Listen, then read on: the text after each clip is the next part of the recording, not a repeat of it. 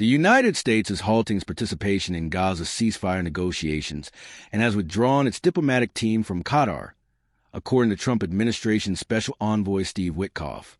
Witkoff said the decision follows Hamas' latest response, which he claimed showed no genuine interest in reaching a truce. Despite the mediators' significant efforts, Hamas appears disorganized and unwilling to engage in good faith. We are now reassessing our strategy to secure the release of hostages and to promote stability for civilians in Gaza, he stated. Meanwhile, U.S. State Department spokesperson Tommy Pigott declined to disclose what alternative options are being considered to free the hostages.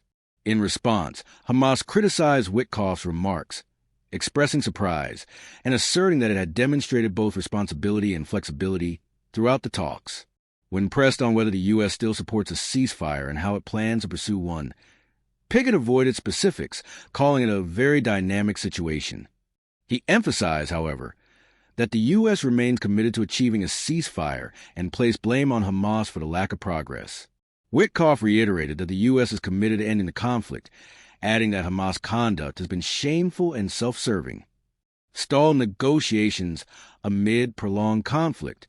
According to the Associated Press, the Trump administration has so far failed to secure a breakthrough in ceasefire talks between Israel and Hamas, despite 21 months of conflict and a deepening humanitarian crisis in Gaza. Several rounds of negotiations hosted in Qatar have produced limited progress, with officials citing the redeployment of Israeli forces as a key unresolved issue.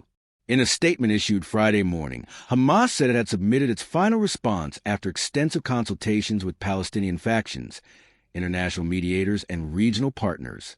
The group claimed it had responded positively to feedback and remained committed to a successful mediation process and a lasting ceasefire.